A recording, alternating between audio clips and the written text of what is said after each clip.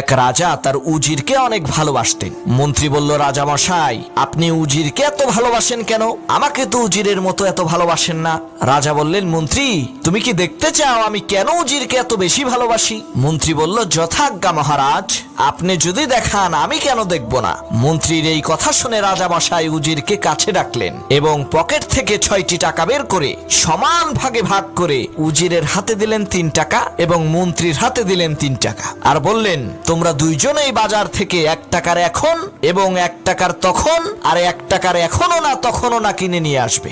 রাজার এই কথা শুনে মন্ত্রী আকাশ থেকে পড়ল। সে বলল, সর্বনাশ, এই ধরনের আজগবি কথা তো আমি জীবনেও শুনি নাই, কিন্তু রাজার আদেশ পালন তো করতেই হবে, কি আর করার। মন্ত্রী বাজারে গেল এবং দোকানদারকে বলল, ভাই, আমাকে একটা এখন আর একটা তখন আর একটা এখনো না তখনও না দাও তো।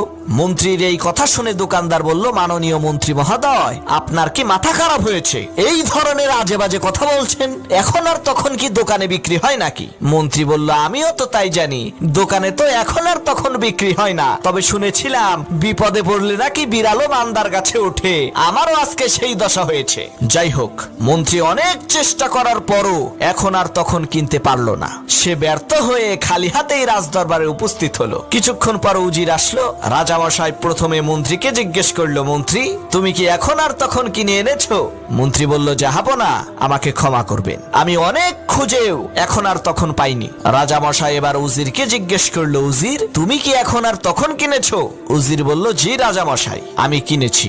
রাজা বললেন, কিভাবে কিনেছো একটু বলো তো। উজির বলল, রাজামশাই, আমি বাজারে যেয়ে দেখি দোকানদার গরম গরম জিলাপি বানাচ্ছে, সেখান থেকে আমি 1 টাকা দিয়ে একটা জিলাপি কিনে খেয়েছি। এইটা হলো আমার এখন। কাল হাসরের ময়দানে এই 1 টাকা আমার কোনো কাজে আসবে না। তারপরে দেখলাম এক ভিক্ষুক ভিক্ষা করছে, আমি সেই ভিক্ষুককে 1 টাকা দান করলাম। সেই 1 টাকা হচ্ছে আমার তখন। কাল কিয়ামতের কঠিন মুসিবতের দিনে মা যখন তার সন্তানকে পরিচয় দেবে না, স্ত্রী যখন তার স্বামীকে চিনবে না, ওই ভিক্ষুককে দেয়া 1 টাকা তখন আমাকে সাহায্য করবে। এরপর বাজারের মধ্যে দেখতে পেলাম এক গায়ক গান গাচ্ছে, তার গান শুনে তাকে দিলাম 1 টাকা। সেইটা হলো আমার এখনো না তখনও না। এই 1 টাকা দুনিয়াতেও আমার কোনো উপকার করবে না, আর কাল কিয়ামতের দিনেও আমার কোনো কাজে আসবে না।